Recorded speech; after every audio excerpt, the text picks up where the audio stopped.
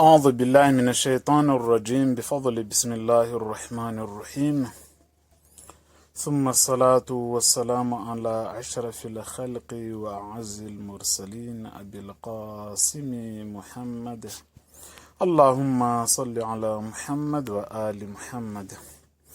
Dans notre leçon précédente, nous avons parlé de la preuve de l'existence des dieux à travers l'ordre de l'univers. Dans la tradition musulmane, cette preuve est connue sous le nom de Burhan al-Nazm. En observant le monde autour de nous, on voit qu'il est organisé et suit des lois précises. Cet ordre visible dans l'univers et confirmé par la science fait penser qu'il y a une intelligence derrière tout cela. Cet ordre peut être vu de différentes manières.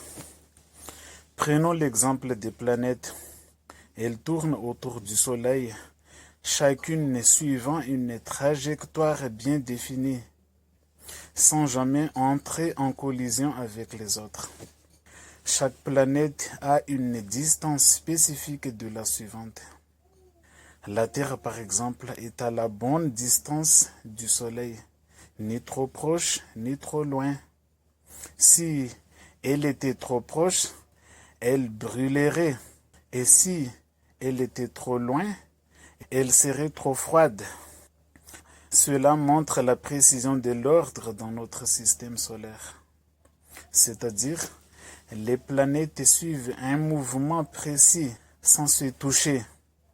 Les planètes tournent chacune sur leur trajectoire sans jamais se percuter.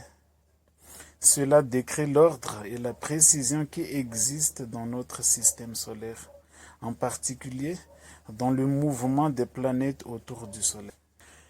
Chaque planète suit sa propre orbite autour du Soleil. Regarde la grandeur du Créateur. Malgré la grande taille du système solaire, les planètes ne se croisent pas. Les planètes sont placées à des distances spécifiques du Soleil et entre elles aussi, de manière à ce qu'elles ne se gênent pas dans leur mouvement. Plus l'être humain progresse dans la science, plus il découvre des systèmes précis dans le monde, que ce soit dans la nature, l'espace ou même le corps humain. Tout fonctionne avec un certain ordre et une grande précision. C'est-à-dire, chaque progrès scientifique montre un peu plus que l'univers est organisé avec une précision étonnante. Rien n'est laissé au hasard, que ce soit dans la nature, dans le ciel ou dans notre propre corps. Tout ce qu'il y a dans l'univers fonctionne selon des règles bien définies. C'est quelque chose de naturel et évident.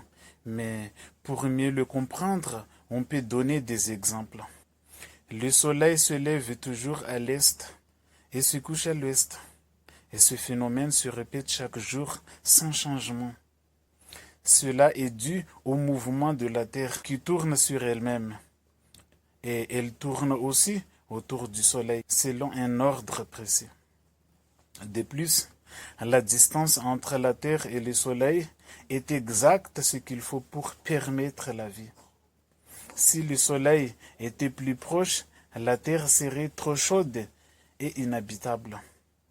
Et s'il était plus loin, la Terre serait trop froide et recouverte de glace. Tout cela montre que l'univers fonctionne avec une précision remarquable. Prenons l'exemple des arbres. Certains arbres donnent des fruits une seule fois par an et suivent ce rythme chaque année sans changement. Par exemple, chez nous, le litchi produit ses fruits en novembre, ni plus tôt ni plus tard. Et ce cycle se répète toujours de la même manière. D'autres arbres ont un rythme différent et peuvent donner des fruits plusieurs fois par an. Cela montre que chaque arbre suit un système précis et organisé. Une règle générale est que plus une plante produit des fruits rapidement, plus sa durée de vie est courte.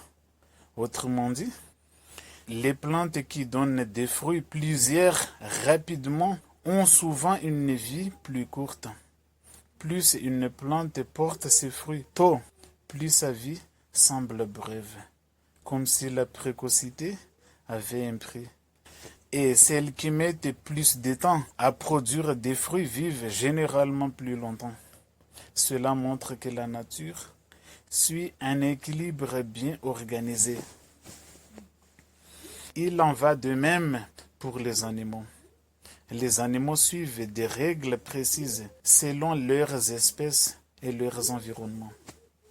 Certains marchent sur quatre pattes, comme les chiens et les chevaux, tandis que d'autres marchent sur deux jambes, comme les humains et les oiseaux.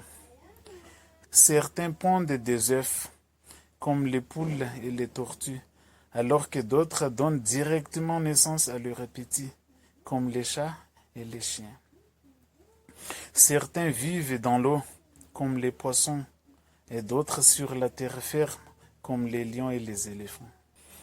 Même dans l'eau, il y a des différences. Les animaux des rivières et des lacs ne vivent pas de la même façon que ceux des océans.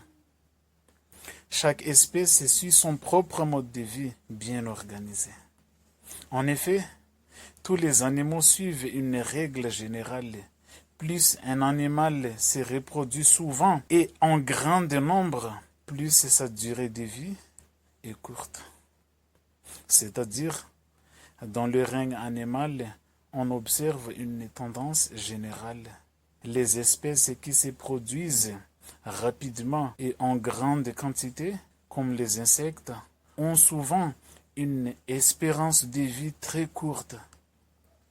À l'inverse, les espèces qui ont peu de petits et les élèvent sur une longue période, comme les éléphants, les baleines ou les humains, vivent généralement plus longues.